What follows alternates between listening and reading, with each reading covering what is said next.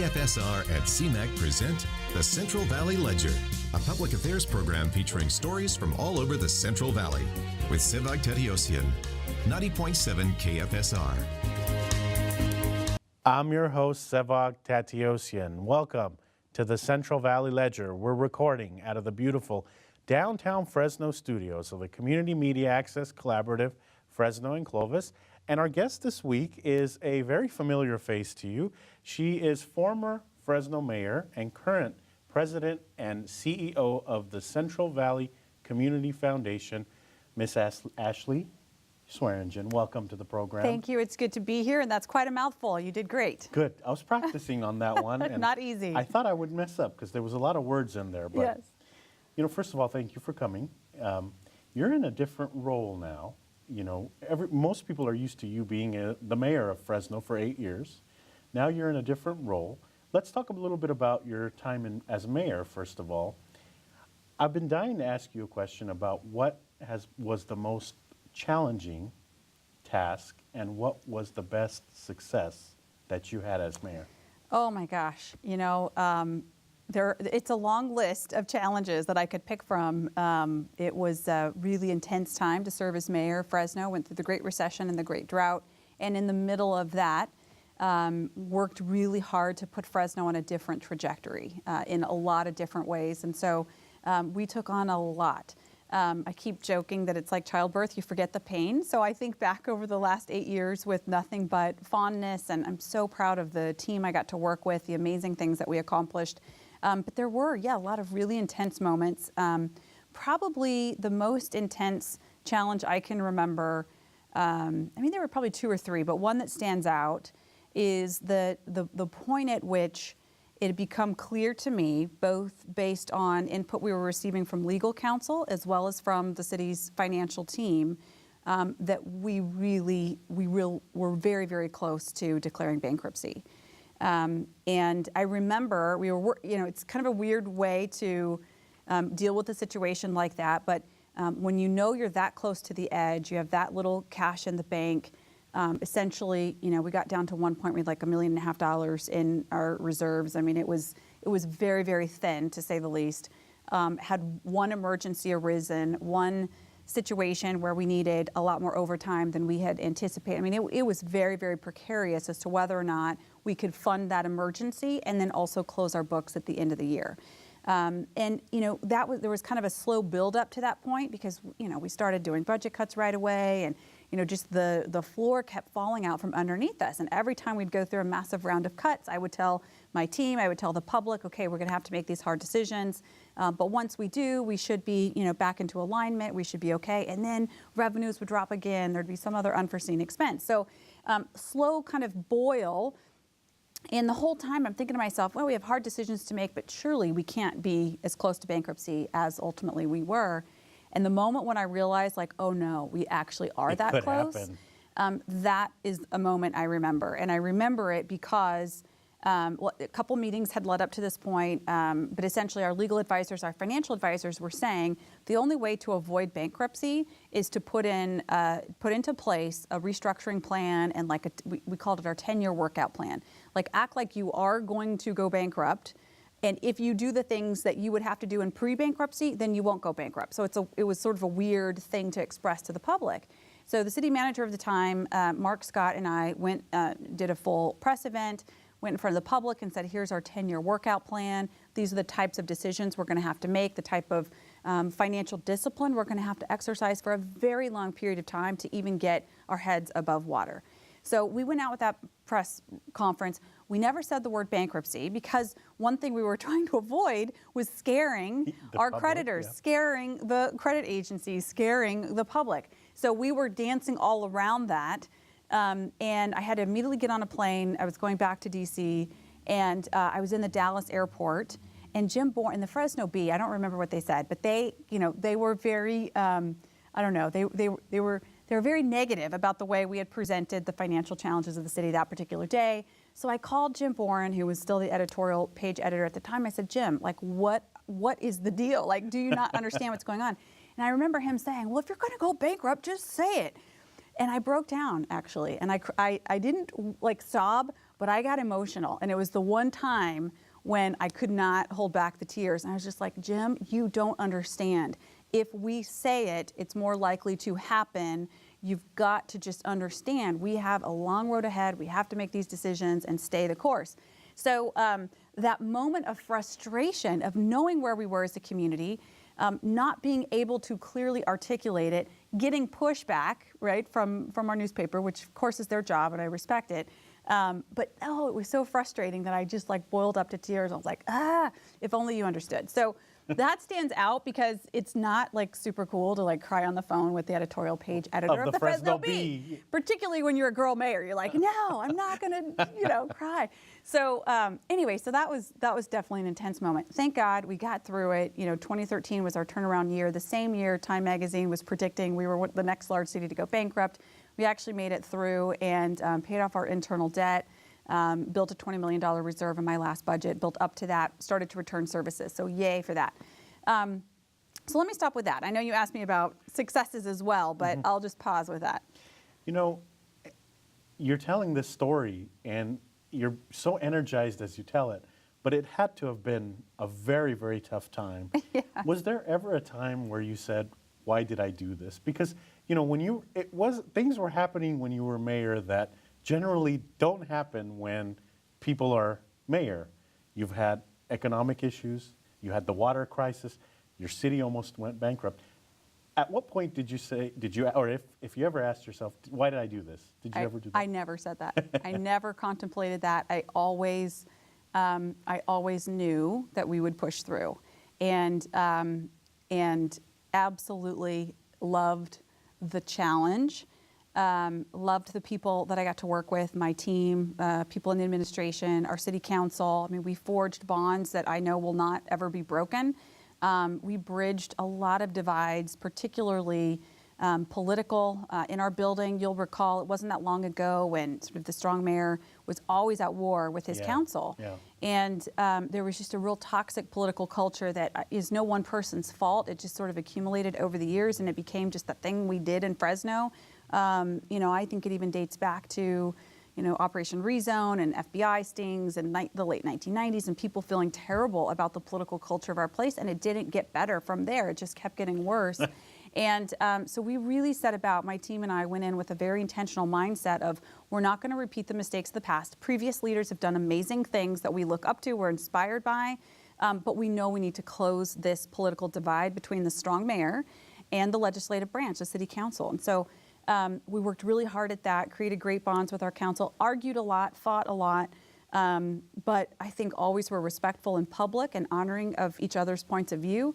For the most part, there were a couple of maybe minor deviations that probably could be brought to my attention, but for the most part. And so, no, I never, ever, ever thought to myself, gosh, I wish I hadn't gotten into this, or if I had known what it was going to involve, I wouldn't do it. It was 100% what I wanted to be doing for that 8-year period of time.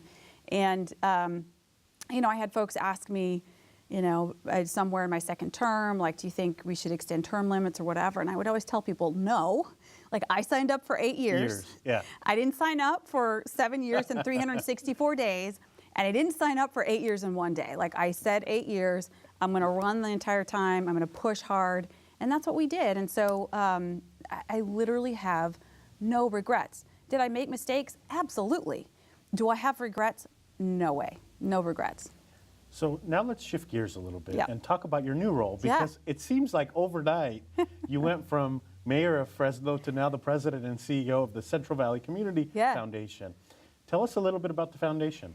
Well, it's this amazing organization that I am guilty of not knowing nearly enough about. So when I assumed leadership there, I had a little bit of an understanding, but gosh, I spent the first 2 or 3 months just in awe of the work that happens there every day, an incredible board of directors, great staff, and amazing donors. So this is a 51-year-old organization.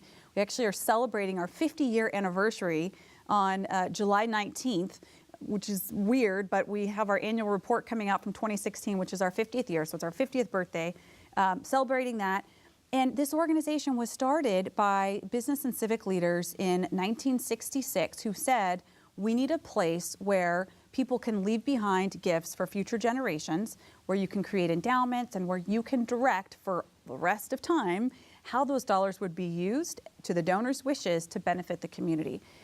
So Mr. Woodward is one. O.J. Woodward, the second, was one of the founders. In fact, was the guy who had the original idea to start the community foundation. Of course, his family we know from Woodward Park and the amazing legacy they've left with Woodward Park. And got people together and said, we got to create this fund or this trust. So what we do today, so it's an $89 million foundation. Most of our granting and re-granting is donor requested, which means we have 225 different donors and funds, and people will call us up and say, hey, we really want to support XYZ cause. Their recommendation goes to our board of directors who evaluates it, makes sure it's a legitimate charitable cause, and then provides the grant. So that's been our bread and butter for 50 years.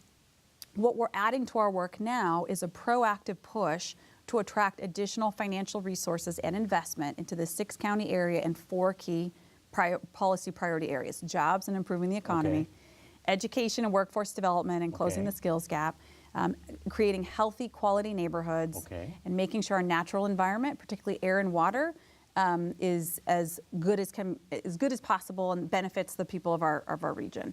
So 4 areas our board has said to the team. You know what, even if we don't necessarily have donors who are working in these areas, you guys need to go out and find the money. Go talk to national foundations, talk to statewide foundations, recruit donors into the fold who will work together to implement a comprehensive and strategic overall investment plan that's philanthropically focused to really see the Central San Joaquin Valley become all that it can become. So we've added this real intense, Sounds very interesting. It's very interesting, and not surprisingly, it's a go find the money, which is a lot of what I did at the city of Fresno. Now I'm doing at the foundation. You know, I have toddlers, you have children. Tell us a little bit about why is it important for us as parents to teach our kids to give back? I mean, it's easy for us to say, you know what, with the money you have, go out and have a great time. Go have a blast. But why should we teach them to give back? Gosh, so many reasons. And I'll just start with, I think about the benefits that we're receiving today in our generation, in our day and age, from donors literally 50 years ago. And I'll give you one example. I love this story. So there was a local businessman named Mr. Gundelfinger. And longtime Fresno people will remember the Gundelfinger family. Came to Fresno in the late 1800s, started a department store, a couple of other retail businesses, and made some money, made a small fortune. Passed that down to the next generation, who said, we want to take a part of this money and we want to invest in things that improve the quality of arts in our community, parks and open space. And they had a list of things that they wanted to make sure there were resources available to constantly advance those priority areas in Fresno. Fast forward 51 years, literally to this day, we're funding this year the Big Tell, this amazing film competition that's bringing 85 filmmakers from all around the valley who want to tell stories and use the medium of film for their art to talk about the people and places of the Central Valley. Wow. That grant competition is thanks to Mr. Gundelfinger's estate and his daughter-in-law, who chose to leave it behind in an endowment to advance the arts. Wow. So today, in 2017, this goes back to a guy who came to Fresno from Europe in the late 1800s, and our community, our residents, our children are benefiting from that. That blows me away. So why would we not turn around and be thinking about tomorrow and the next generation and the following, and people who we will never even know? Like, people before us have done it, why would we not be doing that for future generations? You have a lot of energy, and I remember when you first became mayor, you had this energy. You still have the energy. What keeps you going? I mean, you know, you face challenges while mayor, and I'm sure you're facing challenges or face challenges in your new role too. Coming from the United Way, I know how challenging it is sometimes to raise money for the causes, because you have so many causes and not enough money to plug in to fill those needs. Yeah. What keeps you motivated? Oh gosh, great question. So, a very important aspect of my motivation is thinking about how it's going to be when we make the positive changes in Fresno and the Central San Joaquin Valley. So, when confronted daily as you were at the United Way, and still to this day, the work you do in your day job, the work I'm doing at the foundation, and certainly did as mayor and prior to that, like confronted with challenges every day. So when those hit you, sometimes it's all your senses firing at once. Sometimes it's reading a really detailed report and you're looking at statistics thinking to yourself, my God, this is a really desperate situation. Sometimes it's an individual story you hear about, at a lunch meeting or something like that. Those challenges confront you.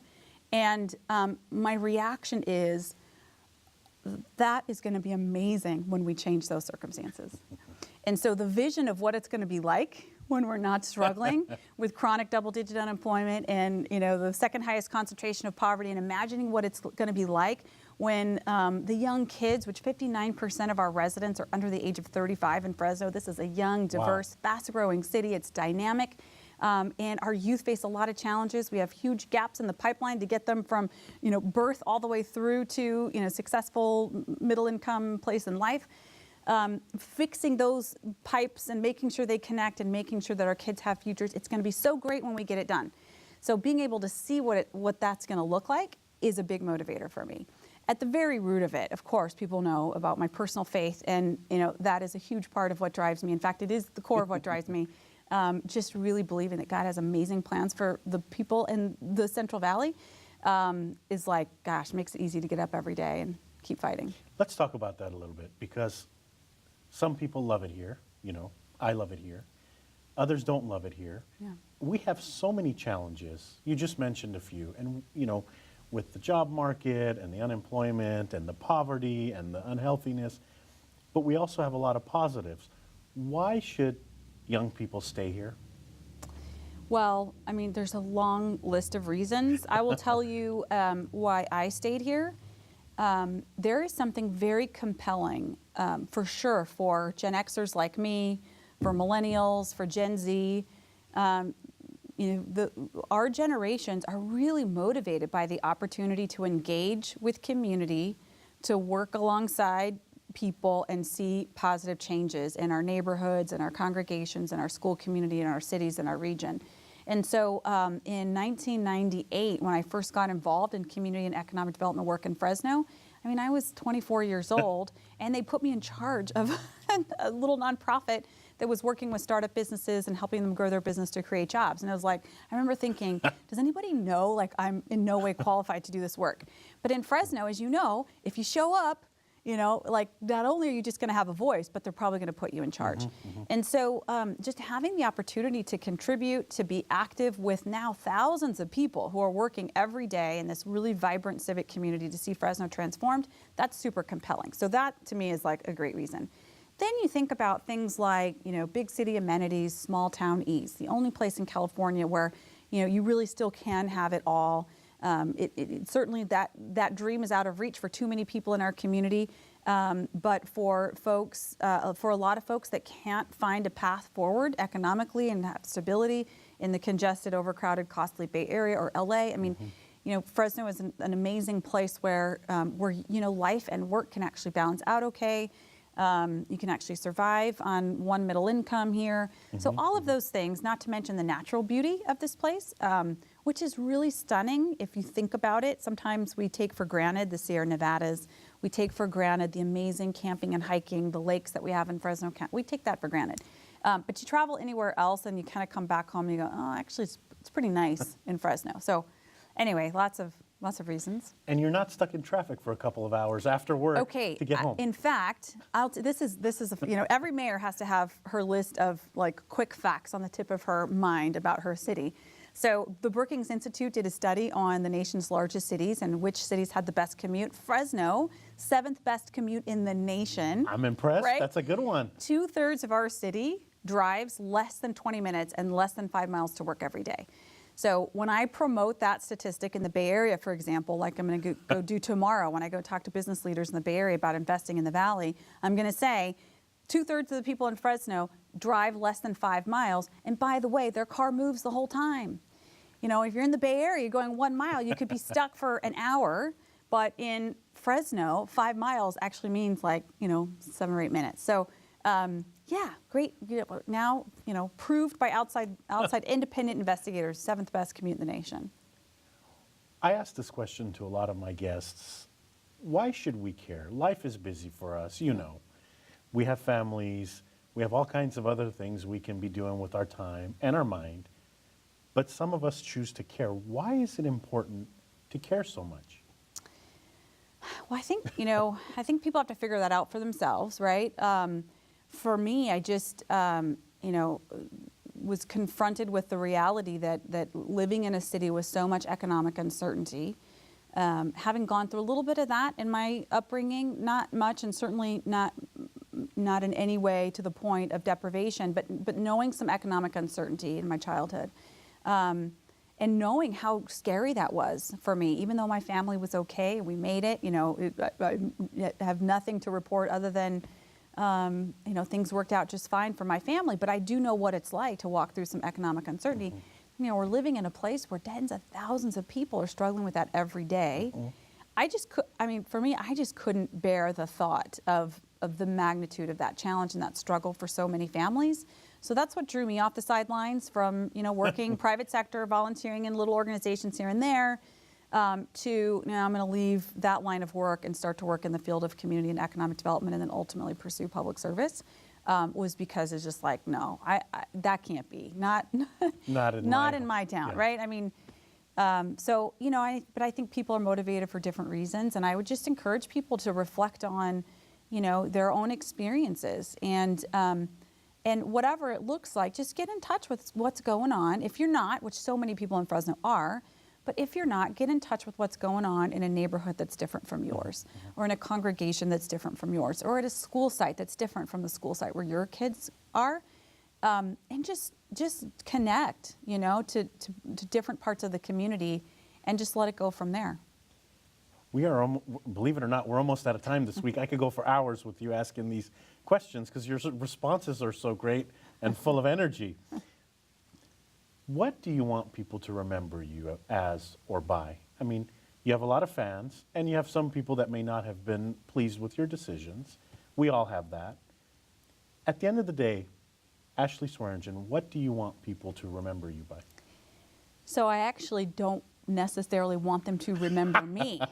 Here's what I want Fresnans to think about. I want Fresnans to not think about one person, one term in office, 2 terms in office. I want them to think about and work towards a permanent shift of our community from one of the poorest and lowest income communities and the most polluted, what it's going to be like when we change that. Because those things are changing.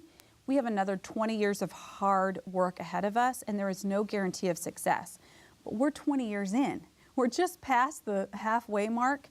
We're just over the hump, and I'm actually very cautiously optimistic that we're headed in the right direction, but we cannot give up. And honestly, probably the biggest challenge I faced as mayor, as much as the budget deficits were a challenge and the water overdrafts and all the other things that we had to deal with, the hardest thing to deal with was our mindset.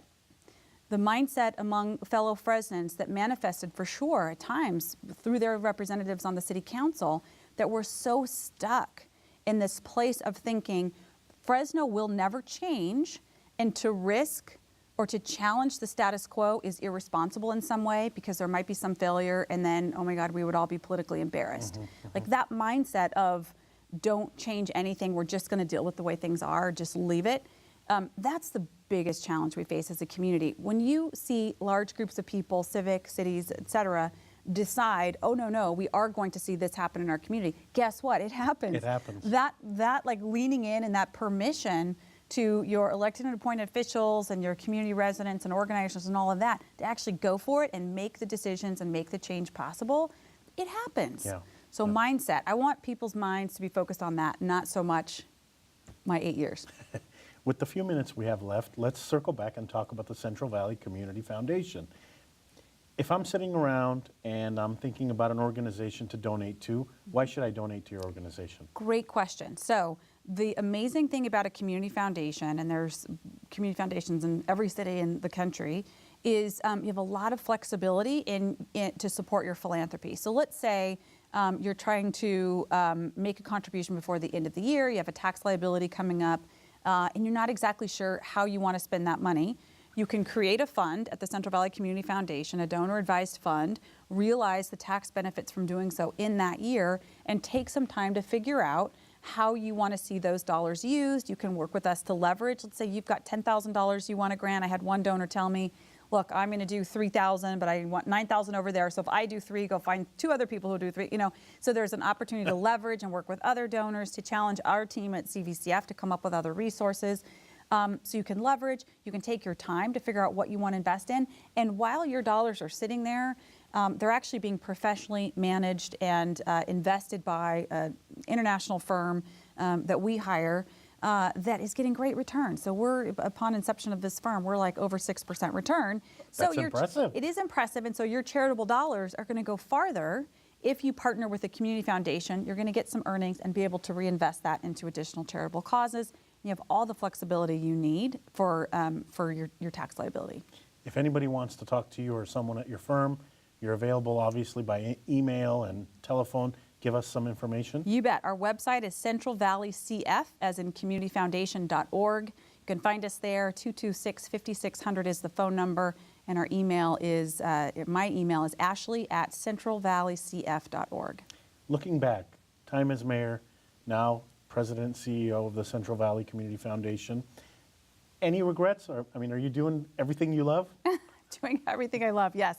Probably doing more of it than I should. As my husband would remind me last night as I was saying, oh, I've got too much to do. Doing everything I love. I really believe that this next decade is a decade of investment in the Central San Joaquin Valley, Fresno, and the surrounding area. Our job at the Community Foundation is to make known how investment ready and worthy we are as a region, bring in those dollars from outside sources, leverage them with local sources, and really see our region lifted up. So being in a position to chase those dollars for the residents in our community is an awesome privilege, and I'm enjoying it. And I hope this interview helps out and people tune into your organization, donate to your organization, and you continue the great work being done. Thank you so much. That's all for this edition of the Central Valley Ledger. Our guest this week is former Fresno Mayor and current President and CEO of the Central Valley Community Foundation, Mrs. Ashley Swearengin. Thank you for coming this week. Thank you for having me. Thank you to the volunteer crew that made this production and every production possible. They're in the studio now making us look and sound good. Thank you also to KFSR 90.7 FM and to CMAC, the Community Media Access Collaborative Fresno Clovis, Comcast 93 and AT&T 99. We hope you enjoyed the program this week. Tune in next week to a new edition.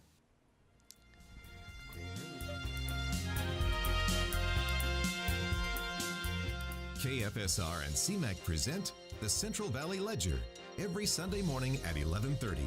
For a complete program schedule, visit kfsr.org.